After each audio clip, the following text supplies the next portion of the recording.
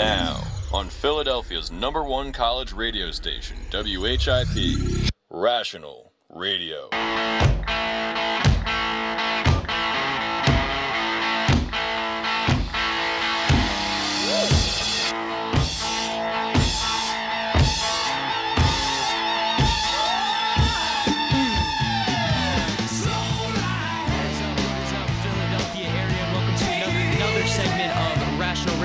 WHIP, the #1 college radio station in the city of brotherly love.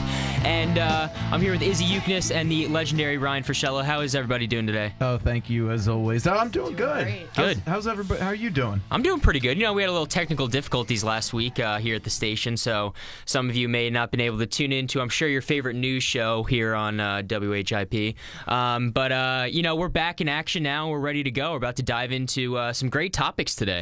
Yeah, a lot to talk about today. So we are starting off today, and we are talking about Villanova University saying that they are going to add armed cops, armed police force. Yeah, their on public campus. Safety department. Yes. They will now provide firearms, not for all of them, but for 19 members, which is about 20%. Which is this, according to an article in the Philadelphia Inquirer. And yeah, so they just have.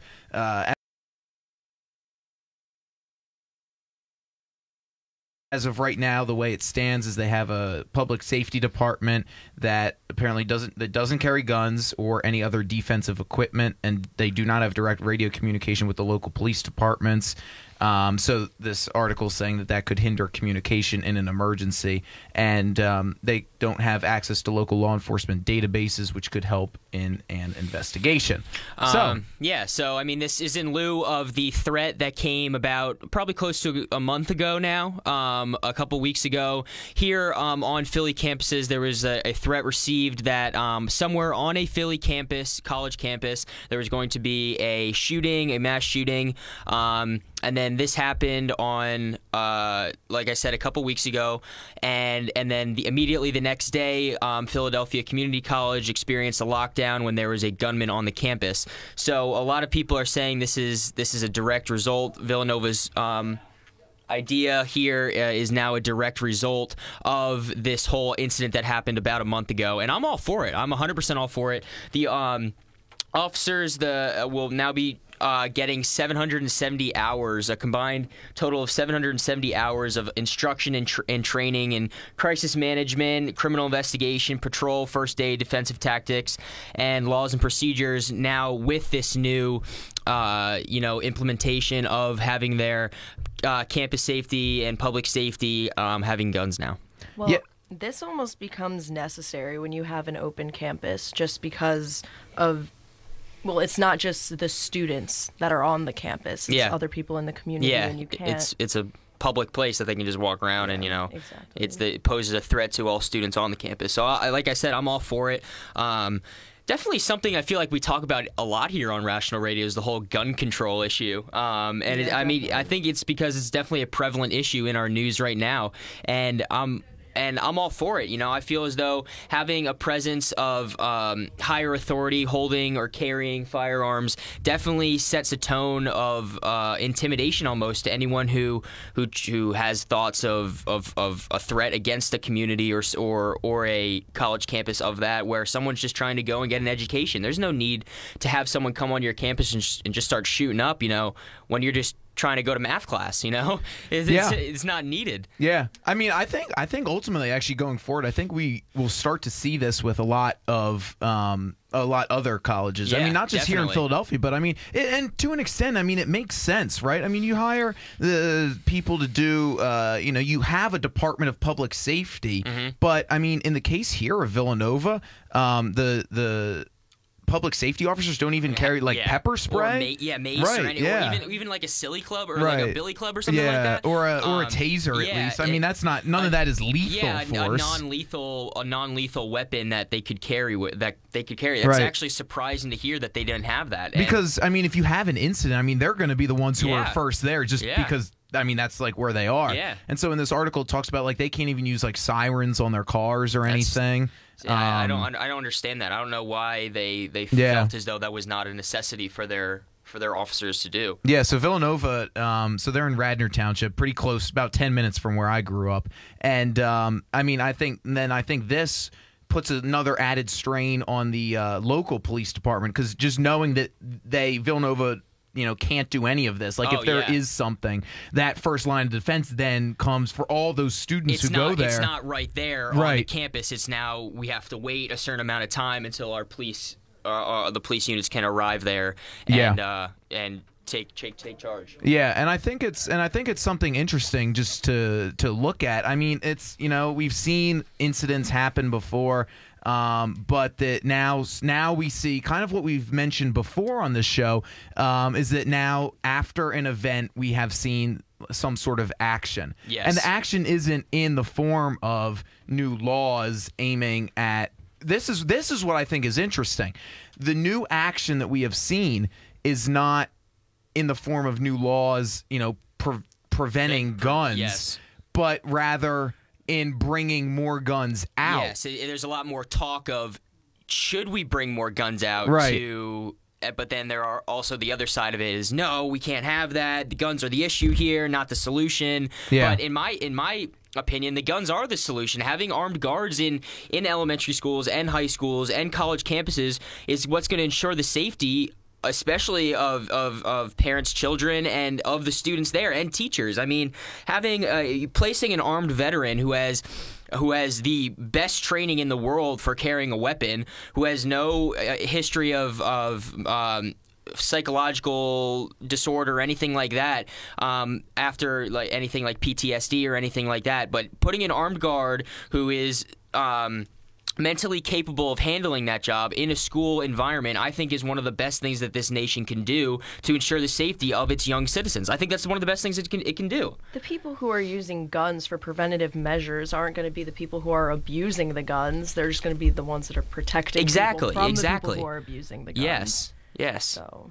Yeah. I mean, it's just interesting to look at. I was paging through a couple articles today, and I saw that there was an article, I believe it was on the Washington Post, where they talked about now support after another event. Support has once again risen for more gun control laws, and I feel like we keep. I mean, it's the same thing, and they're talking. There was actually an opinion piece on the Washington Post about how eventually the NRA will die. But you look at it in its current state right now, and if nothing else besides advocating for Second Amendment rights, I mean, it's a huge political contributor. I mean, you look at the money that they spend on political campaigns for people who believe what they advocate, and then money on attack ads against people that don't believe what they advocate, and it's massive. Oh, it's astronomical. It's huge, the amount of money that's poured into that kind of stuff. Yeah, and they want their position. Then they'll bankroll these candidates, and money speaks. Yeah, and money talks. Yeah, money talks, and then the candidates walk. They do what needs to be done. Yeah, and then gun control, I feel like, just is not possible. There's always going to be a black market. Yeah, exactly. There's outlawing guns in this country. I don't think it will ever happen, but if it does, it's not. Guns aren't going to disappear. Yeah. They're not going to pull a Houdini and just go off and go out of sight, out of mind. They're still going to be there. You're still going to have gangs running around the streets of L.A., Chicago, Philly, things like that are going to have these guns, and they're going to get them somehow. They need them to protect, well, not to protect, but they're the ones who, they're the outlaws who are going around that are putting bad names on guns. They're the ones who are tainting the view of guns. And you're right, Izzy. There's always going to be the black market. That's going to be able to sell this kind of stuff. We were just a couple weeks ago, or last week, we were talking about how, the underground selling and trading of uranium and nuclear-grade weapons and things like that. Yeah. If they can sell that kind of stuff under the radar, what's going to stop them from selling a 9mm to Joe Schmo in Detroit or Philly or anywhere else? I mean, it's just as easy to do that. Exactly, and then there becomes an almost more dangerous situation with the black market. Yeah, really. Yeah, I mean, and then, all right, so let's look at, we see there are countries out there where it is extremely hard to get a gun, right? We look at Britain and Australia. Those are some of the most popular examples that people throw out there when, they're advocating for stricter gun laws. But one of the things that is interesting about those countries, which often I don't think really gets talked about, is the amount of people that are killed by other types of crimes. So you remove guns, but you still have knives, stabbings. Right. You still have rape and all those sexual assault crimes and things like that. I mean, so outlawing guns isn't gonna destroy crime and murders and killings of any sort. People who are violent will be violent. They're gonna find a way to be violent. Right. So I mean. Yes, I understand. They'll take a brick and bash someone's brains in. I mean, they're going to find a way to kill somebody if that's what they really want to do. So I'm looking at this article right here on the Evening Standard. It's a newspaper in the United Kingdom. And the headline on the article says, up to 1,000 people a month are victims of knife crime in London, according to alarming new statistics. 1,000 people a month. Now, this isn't killed. It's just victims of knife crime. But, I mean, you look at, not all gun crimes end in death. I mean, a lot of them do, but not all of them do. But, you get depending on where you get shot. You get the bystander who gets maimed or something like that. So not all victims of a gunshot wound are dying, especially with the advances in modern medicine. I mean, and you get shot in the foot. Yeah. I mean, that's a gun crime. It's a gun crime, but you're not going to die from it. And so we're looking 1,000 people a month. Yeah, that's crazy. I mean, I'm not sure the statistics on how many gun-related violences or instances there are a month here in the United States, but I mean, I'm sure it's higher than that because of things that happen in the United States. But I mean, that's still a huge number. So the statistics, the article goes on further. So there were 1,038 victims of knife crime in London, and then of those 1,038, 410 were injured and only 4 were killed. So that's where people will say, well, only 4 people died. So, why not?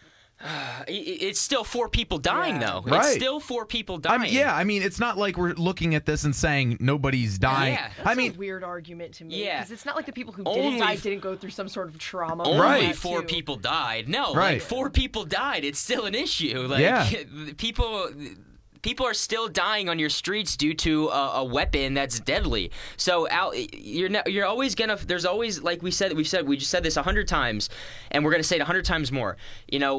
There's always going to be things out there that's going to kill people, whether it's this mechanical pencil I'm looking at right now or this highlighter or whatever. Someone's going to find a way to kill somebody if they really want to kill them. So outlawing guns isn't going to do anything. It's not going to do squat. Yeah. I mean, this article on the website of The Independent, another newspaper in the United Kingdom, this was back in 2008, so a little bit outdated. But back in 2008, almost 14,000 people were taken to the hospital for an injury caused by knives and other sharp weapons in the year before, so 2007. And so it goes on to say that according to Department of Health statistics, an average of 38 victims of knife wounds are admitted to accident and emergency departments across the country every day. This in England, in the United Kingdom. Well, you said that a lot of those were attributed by accident. I mean, how many gun accidents are there as well? We just talked about an article up in Plymouth, the state police up in Plymouth meeting. He was shot at the gun range. He was training. Yeah, that was an accident. He didn't do it maliciously. Right. But I mean, how many gun accidents are there in this country that are it's categorized as a gun incident and it goes on a statistic as a gun incident, but it was an accident. Yeah. So I mean, there are accidents out there and stuff's gonna happen. There's just some things that sometimes things just go bad. Faulty equipment, things like that, and it just happens. So. This is the whole gun thing. It's just I hate how people jump to the conclusion right away that we need to just outlaw guns. They're the problem. No, we need to start blaming the person behind the gun instead of the gun itself. Yeah. So if you ever want to call in, the number 215-204-9447. We would love to hear from you and what you have to say about any of the topics that we're talking about. We're going to take a quick break, but we will be right back here on Rational Radio on WHIP Radio, Philly's #1 college radio station. Looking for a great way to spend your night? Check out Flex and Finesse on Thursday, October 15th from 9 p.m. to 1 a.m. Presented by My Own Boss Entertainment and hosted by local celebrities Bubbles and Show Off Dan, located at the new After Midnight Club on 5300 Market Street. Pre-sale tickets are $10. Tickets at the door are $15. The dance contest will have cash prizes starting at $200.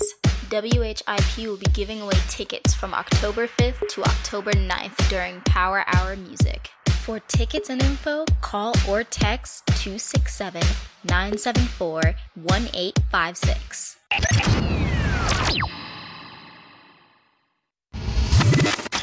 From the WHIP News Team, I'm Bianca Sorrentino, and it's time for your news now. Shakri Bennett was arrested for the sexual assault of a female Temple student last week. This incident occurred on September 28th on the 1400 block of North Carlisle Street.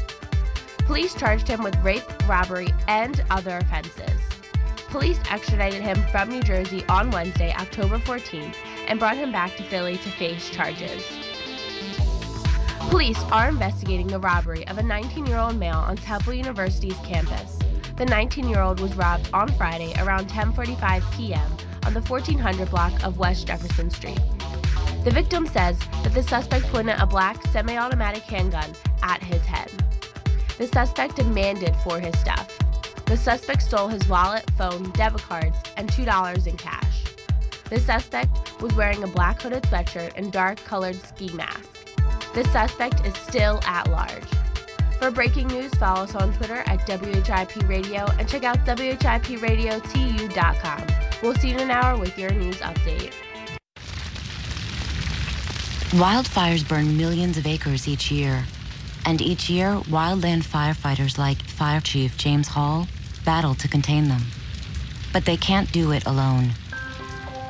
A single ember that escapes from a wildfire can travel more than a mile. It can ignite and destroy your home, your community, or more. That single ember can be just as dangerous as the wildfire itself. But you can do something firefighters can't. You can act now to prepare your home and your community for wildfire. You can reduce the risk. Do your part. Go to fireadapted.org. Get Fire Adapted. Learn what you can do now to reduce wildfire damage later at fireadapted.org. A public service message brought to you by the U.S. Forest Service and the Ad Council. Learn more at fireadapted.org. Okay, forest animals, today is a new day. Kids are coming to the forest, and it's up to us to make their visit a good one. Sparrow. Yes? Have you practiced the most popular bird songs for the year? Of course. Catchy. I like it. Okay, River. Dude. How's the temperature? It's a refreshing 52 degrees, man. Perfect for a little riverside shoeless relaxation. Ah, good. Owl, you here? Course. Who's asking? I am. Look, you know the drill. Sleep during the day, scare the kids at night. Perfect. I love my job. Oak Tree? What's up? Still in the same place I left you last year. That's what I like. Consistency. Well, it's not like I'm going anywhere for the next couple hundred years. I know. I love it. Turtle. Turtle. He's not here yet, man. He's late every morning. You'd think he would have learned by now to leave the night before our meetings. Okay. Squirrel. Has anybody seen Mr. Squirrel? The forest has been preparing just for you. Visit a forest near you today. To learn more about cool things to do in the forest, visit discovertheforest.org. Brought to you by the U.S. Forest Service and the Ad Council. Go, Caleb! Come on, hit a homer, Jesse! Let's go, guys! Hey, did you guys know that kids who play sports earn more money when they grow up? Of course. I knew that. Hey, did you guys know that kids who read books have a bigger vocabulary? Oh, yeah, absolutely. Mm-hmm. Wow, Jinx. Did you guys know that friendly children have more friends? Mm-hmm. Oh, yeah, mm-hmm. yeah. That's true. I knew that. Did you guys know that winter babies are better at music? Everyone knows that. Oh, yeah? Yeah, it's pretty obvious. Yeah, so obvious. Oh, hey, guys, did you know that most people think they're using the right car seat for their kid, but they're not? Huh, I didn't know that. I'm pretty sure I knew that. I'm pretty sure you didn't. Parents who really know it all know for sure that their child is in the right car seat at the right age and size. Visit safercar.gov/the-right-seat to make sure your child is protected. Brought to you by the National Highway Traffic Safety Administration and the Ad Council.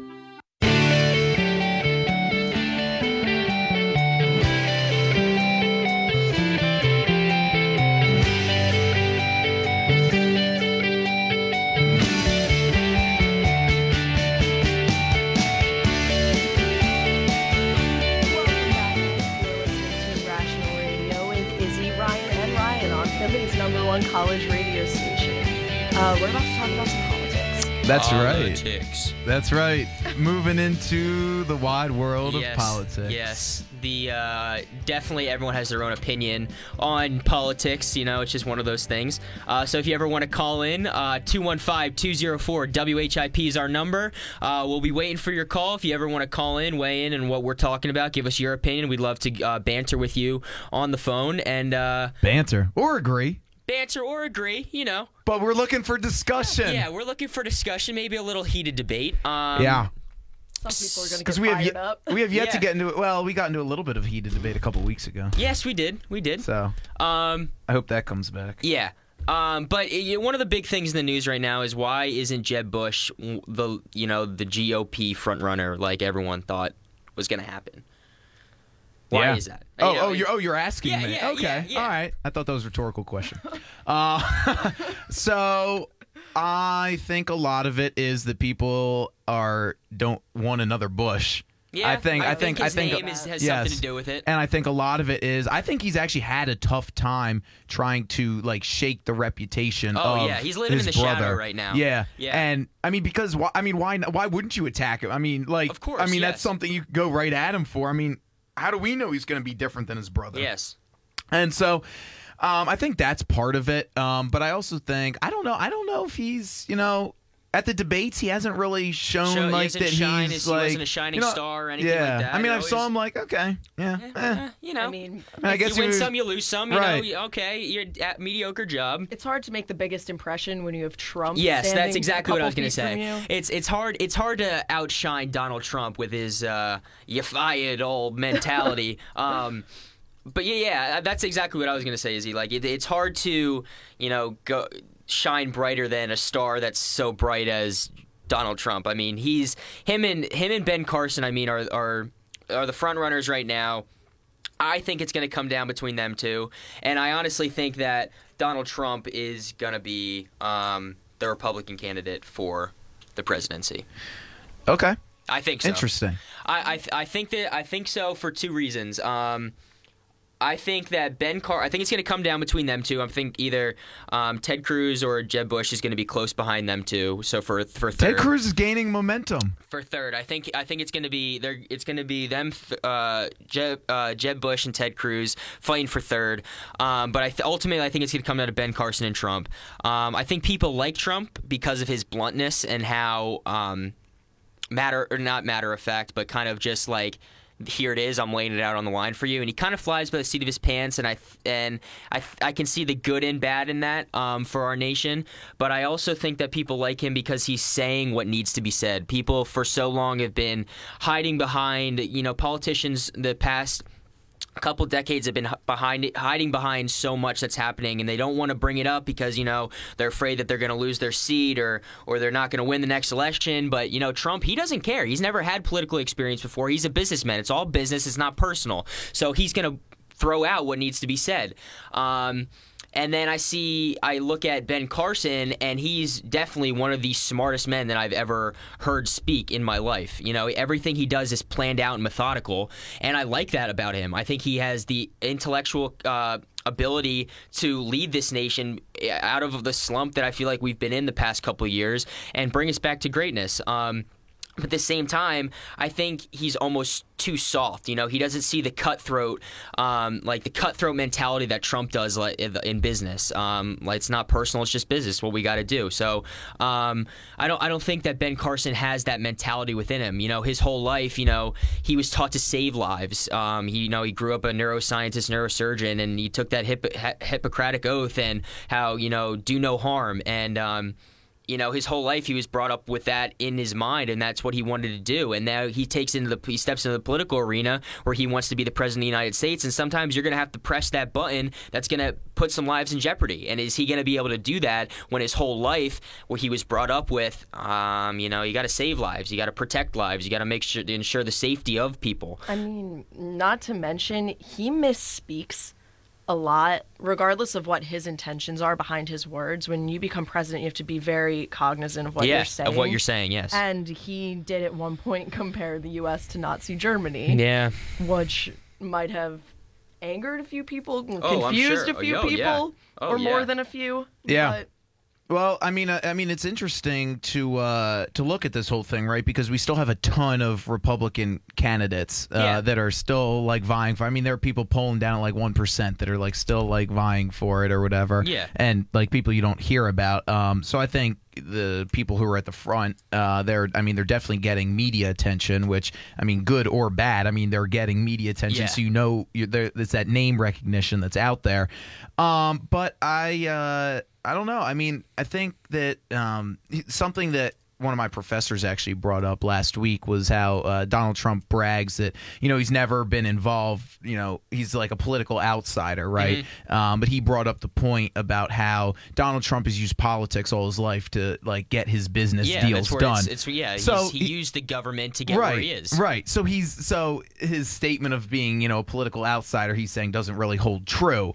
Now, while he's never been like an elected official, I mean, he's never been in Congress or but he whatever. knows what's going on. He's in the political realm. He knows the ins and outs. Yeah. So I mean, I think it's interesting in one respect, and I mean, there are 3 candidates who are kind of quote unquote political outsiders in Trump, Carson, and Fiorina.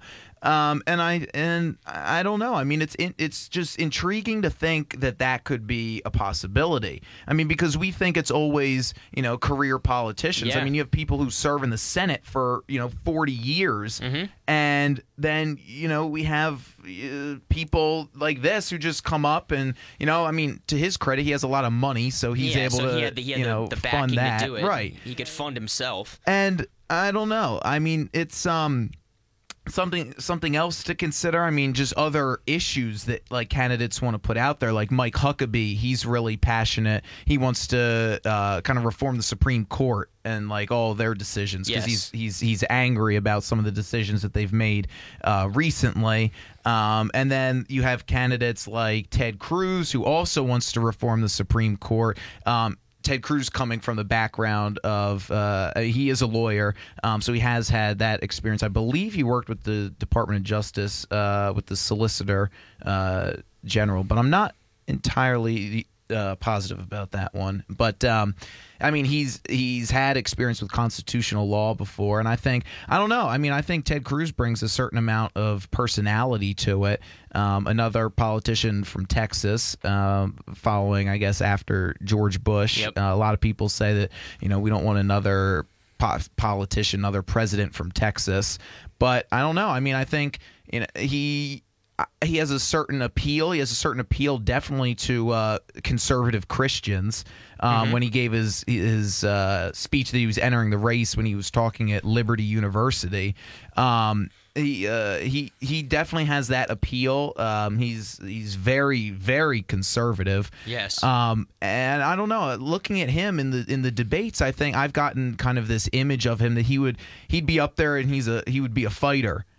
But I mean, at the same time, I don't know if he would be the right person for the job to, should like tragedy happen like domestically. I don't know like if he would be the best person to deal with that, because when I look at him, I see like a representative of a strong country, but looking at that as coming from like a foreign standpoint. Yes, like, yes. You're Germany and you look at the U.S., Ted Cruz is the president, like, oh yeah, you see power, but like within the country, you don't see him as that powerful. I don't know if I see him as a uniter. Yeah. I mean, I see him as being strong. I think you see him as a world leader. You don't see him as a domestic leader. Almost is what you're saying. Yeah, I mean, I see him as not the best domestic not the leader. best. Okay, I see what you're saying.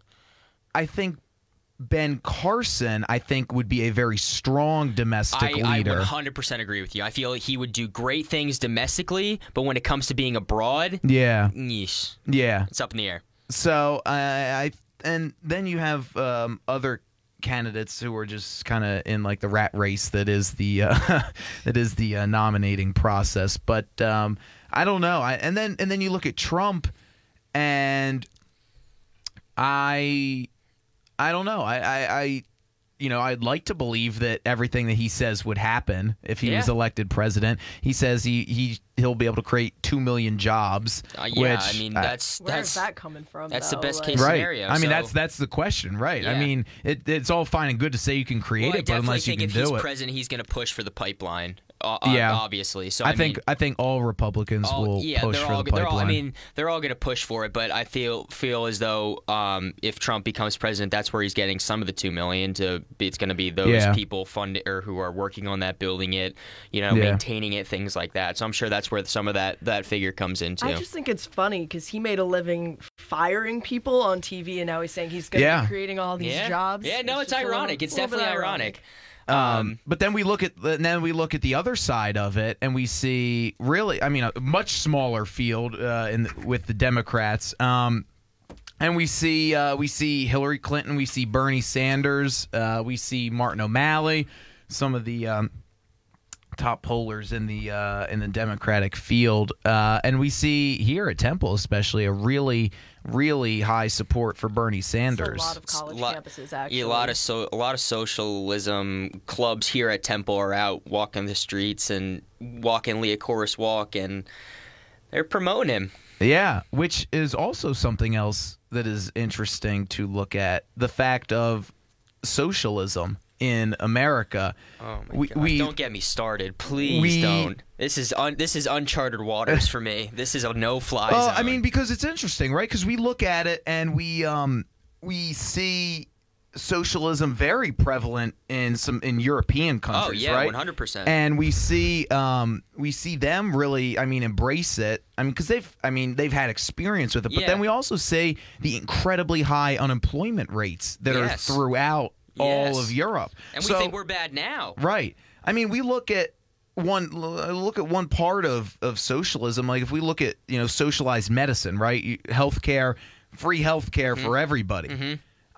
What does that do? Then that you're taking every person in the United States. So they say, okay, everybody has free healthcare. You can go, if you're sick, hurt, whatever, go to the hospital. Free healthcare. It's going to be taken care of for you. So now you have all these people that never went to the hospitals that are now going to the hospital. Some people would say, that's good, but then what about everybody else? Then now you're waiting, months for a doctor's appointment. Yeah, well, you're given now. There's I have a broken finger. Oh well, I just got shot in the head. I need precedence, and there's going to be that waiting now because there's going to be an influx of so many people going now for I have a paper cut and I need help. Help me. Yeah. So let's continue this discussion when we come back. We'll take a quick break, but we would love to have some people call into the show and discuss this the Republican Democratic primaries, presidential race 2016 coming up. We would love to have some voices from the crowd. 215-204-9447 is the number to call. We will be right back here on Rational Radio on WHIP Radio Philly's #1 college radio station. It's half past the top of the hour, and here's your WHIP Sports Update. I'm Tom Hanslin, and this report is brought to you by iHeartRadio. Download the app for free on your smartphone or tablet to instantly gain full access to your favorite music, sports, and entertainment. Well, on Saturday night at the Link, the Temple Football Owls were given a brief scare by the winless UCF Knights, but a fourth-quarter rally put the Owls over the Knights 30-16 to improve to 6-0. They are now bowl eligible. Here is linebacker Tyler Medikevich. To be bowl eligible this early, that's always our goal. But, to be in our situation that we are now, we're not satisfied. We're only halfway through the season, and we got a long way to go. And the Owls will visit East Carolina on Thursday as a nationally ranked team. Temple is ranked 22nd in the AP poll, the first time they've been ranked since 1979. NLCS action, the Mets have won the first two games over the Cubbies at Citi Field this weekend. They play in Wrigley for Game 3 on Tuesday. Meanwhile, the Royals are up 2-0 to the Blue Jays. They play Game 3 tonight in Toronto. NFL yesterday, the Jets crushed the Redskins 34-20. The Patriots stopped the Colts 34-27. The Panthers and Bengals stayed undefeated with wins over the Seahawks and Bills.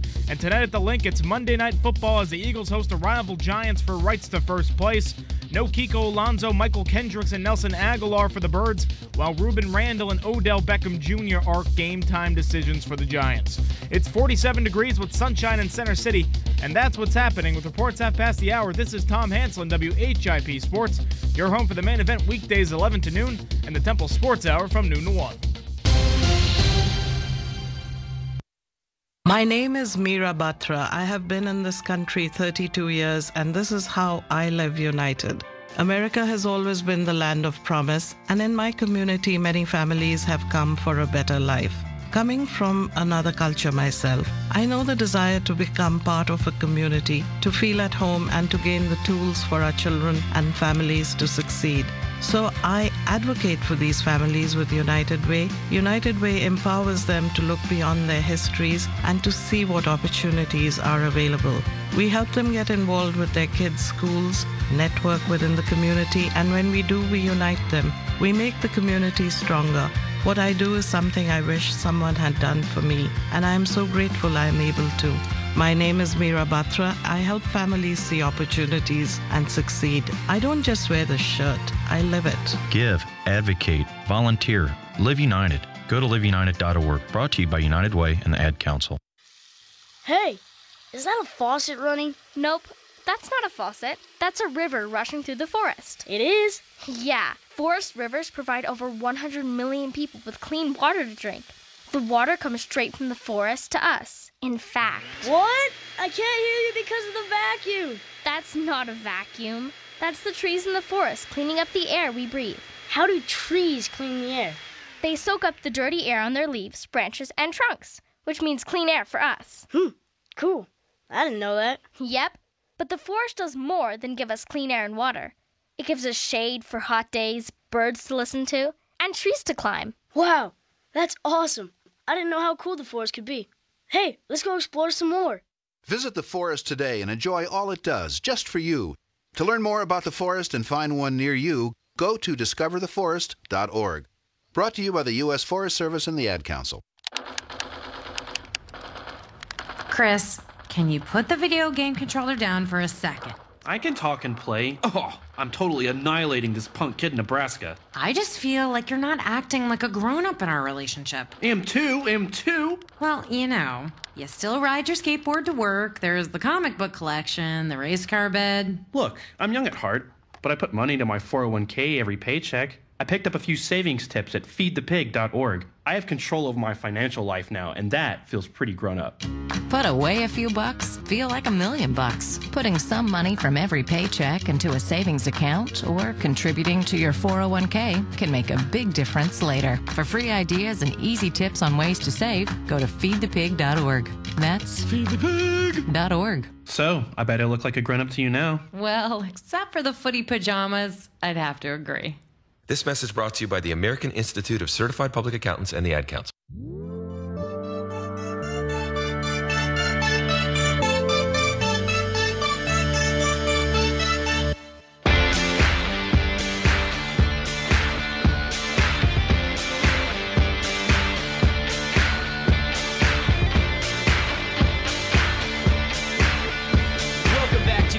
WHIP, the #1 college radio station in the city of brotherly love. You're on with Rational Radio here with Ryan and Izzy and Ryan Frischella. So we're talking politics right now. Heated debates, I'm assuming, are around the corner in this studio. So if you ever want to call in, 215-204-WHIP is the number. We'd love for you to call in and hear what you have to say about what we're talking about. Right now we're talking about the political, presidential candidacy right now, and views on Bernie Sanders and his whole philosophy that is kind of leaning towards socialism. So we're talking about that right now, and how people are jumping on his bandwagon because of things that he worded. Izzy, what did you say his tweet that he worded? Okay, so his tweet was... Hold on one second. He said, "We can live in a country where every senior can live in dignity and security and not be forced to choose between their medicine and food."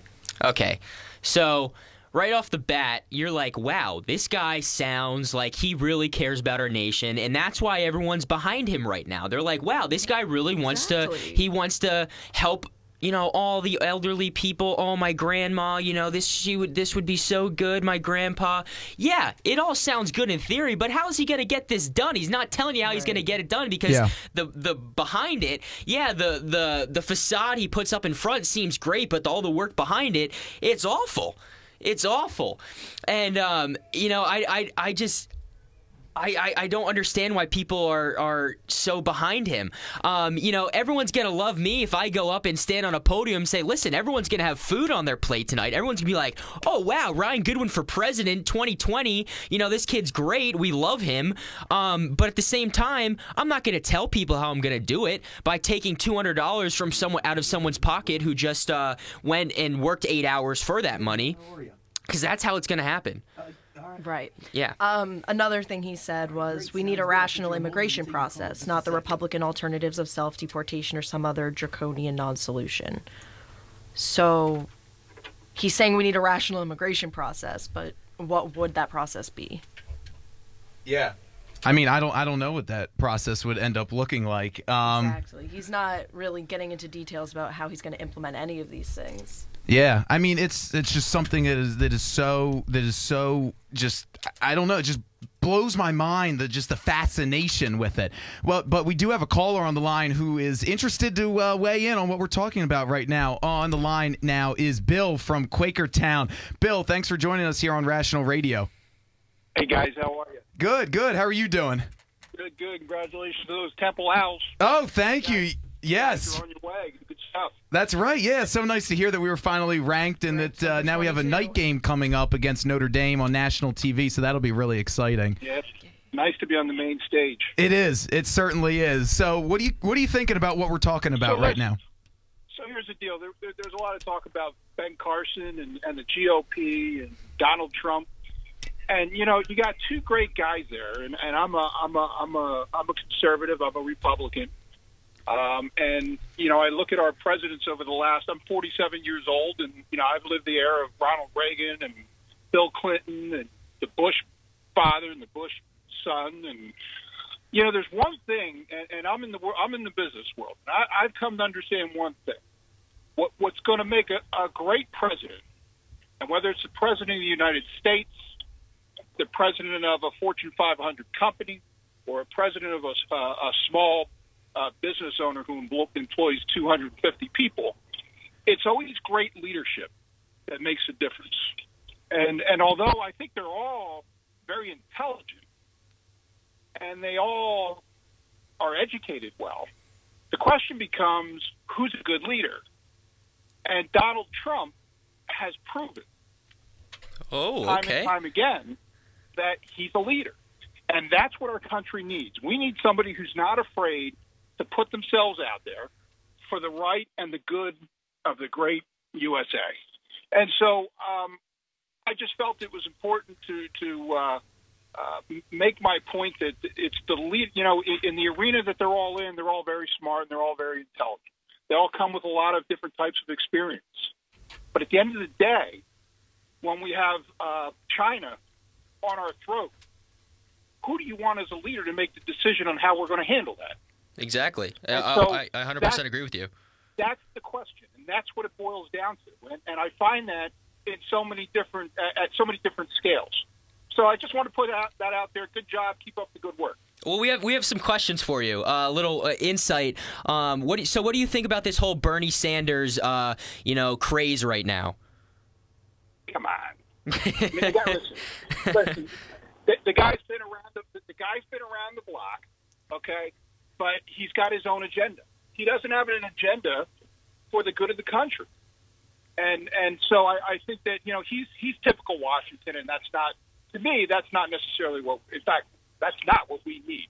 Yeah. I think the guy plays suicide too when he endorsed Hillary in the debate last week, and I mean, talk about a dumb move. Yeah. we want a president. We want a president who's going to go out and make hard, tough decisions. And when we make those decisions, we go hard, whatever it is. And here's a guy who he's got Hillary Clinton up against him, and he gives her a pass. Yeah. He gives her an absolute pass. That's ridiculous. Yeah. And again, that just proves that he's got his own agenda, and that is to protect his party. Yeah. And that's what that was all about. It wasn't about what's good for the country and what's good for America.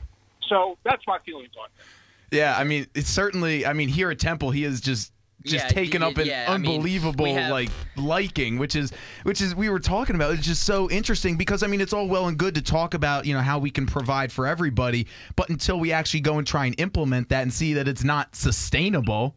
Yeah, there's no weight behind what he's saying. It's too much for him to accomplish. Yeah, it all seems great and grand, the facade he's putting up, but what's behind what he's saying isn't right.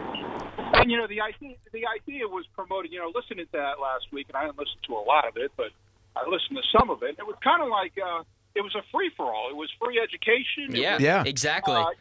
Handouts. A place to live. Come to America and live, and there'll be no consequences or no accountability to being a U.S. citizen. It was like a giveaway. It was. And so it's a continuous rhetoric on a left side approach that this country does not need. Yeah, and so ultimately, let's say it comes down to Trump and Hillary in the primary.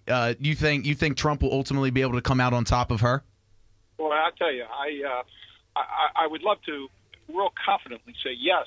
Unfortunately, there's a lot of what we call the uninformed out there.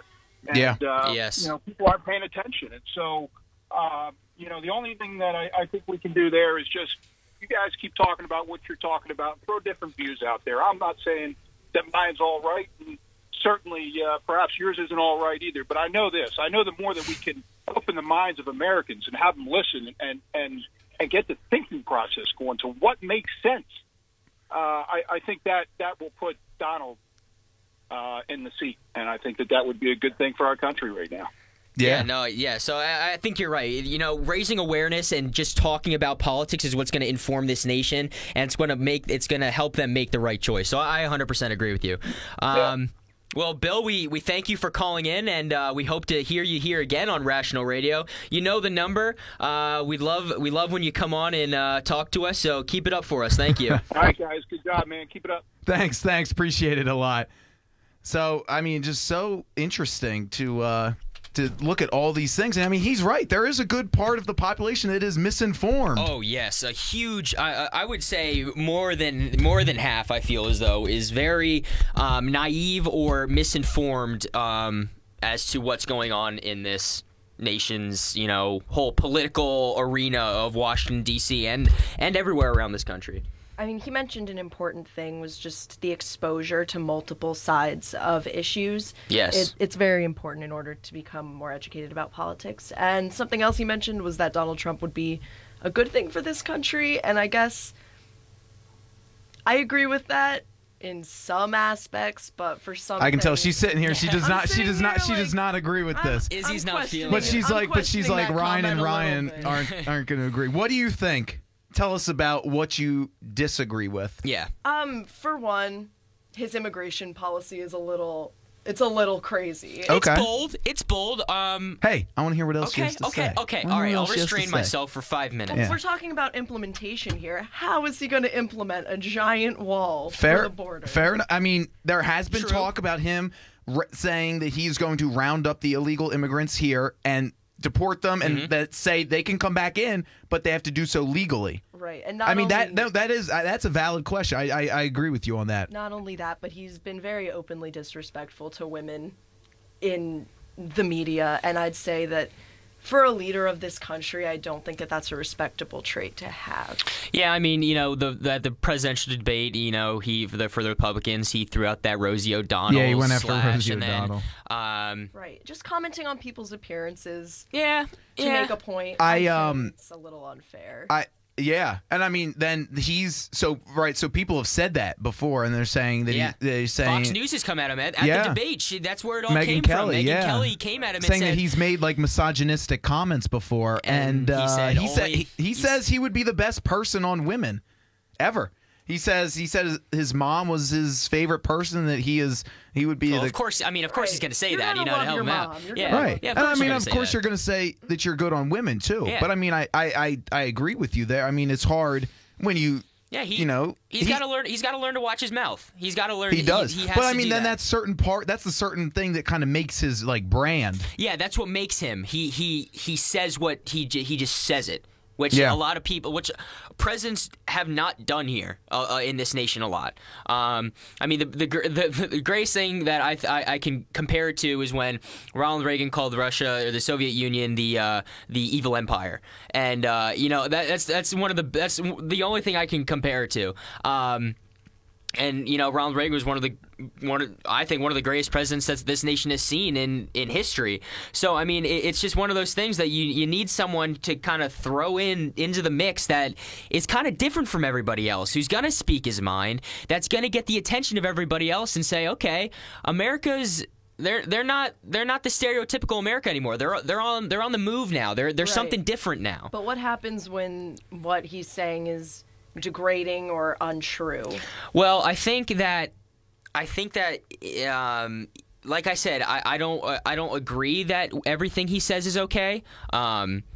As a president, he shouldn't just, especially in that political debate with that slash at Rosie O'Donnell, he shouldn't have done that. You're not a businessman anymore. You're not on The Apprentice anymore. You can't just be throwing things out like that. You have that prestige of the President of the United States. I like you speaking your mind. I love it. I love you being blunt and saying what needs to be said. But there is a line, and you gotta be aware of that line. And sometimes you can push it to make a point, but you definitely can't just be blatantly stepping over it. And that's my thing. And I think he'll learn that in time. And time is something that is definitely not on his side, seeing as though in November of next year we'll be deciding who is the next president, so he better, learn that pretty quickly. There kind of has to be a learning curve a little bit, but I don't know. I just find it kind of fishy that someone has to learn how to respect other people in certain situations. But that's it just stems from his business upbringing. I mean, it's not that. He's just cutthroat. That's what he is. He's all about making money and being progressive, right. and that's what sometimes you got to sometimes you got to do that when you want to get to the top. That's an explanation, but is it an excuse? It's not an excuse. It's not an excuse, but it's something that I don't know. It's not an excuse. I'll give you that. All right, it's so not an excuse. Here's what I'll give my 2 cents here before we depart. I think that. One, I think that it is definitely not an excuse. No, it's an explanation. Yes. I agree with that. Yes. And I also agree with the fact that, is it good that we should be teaching someone how to respect people? I also think that that's a valid consideration. But I want to point to Teddy Roosevelt, actually, because I see some similarities between Trump and Teddy Roosevelt. They both have this kind of bombastic personality, right? Yes. Teddy Roosevelt, the Rough Rider, right? Rider, yes. And he was a trust buster, right? That's what he's known for. Taking down big business, big monopolies, right? To give other people a chance. To give other people a chance, right? Big trust buster, yeah. And he was this very large personality, the speak softly and carry a big stick. Carry a big stick. Yes. Yeah, and so like this vision of dominance, yes. right? And I kind of see that. Figure. Yeah, and I see that in Donald Trump. He has that persona. He has a lot to him, right? A big persona. That with that there will be controversy. Mm-hmm. And I mean, that is with every politician. I think that's widespread. That's not even just with not even just with politics. That is widespread where there is controversy, whether you know it or not. I mean, look at how we get all these deals done in Washington. It's all because, lobbyists, they know this person and then that person lobbies for them because they want to keep getting money. Log rolling, it's all that. Right. Yeah. And that's not the most ethical thing to do. Right, because you look at, how this country was founded. It's founded bicameral legislature. House of Representatives would be elected by the people to represent the people. And then the people for the people. Right, and then the Senate would be equal representation for everybody. Yep. Well, it's not equal representation. I mean, if you have, some interest group that's bankrolling half the candidates that are there. So, I mean, I think we have gotten away from the the fact of politicians just actually representing the people who vote for them. I mean, they say they do, because why would they say anything differently? But they're saying what the people who are funding them wants them to say. Right. Yeah. Which I mean, I don't think that's how it should be, but I mean, also I don't think big money should be eliminated from politics altogether, neither because do I think that there is a certain purpose that it serves in there in helping some of these people. I mean, there is good legislation that has been put forward. Oh, definitely. And so we'll just leave it with that today. Yeah, we'll leave it with that today. Great show today, guys.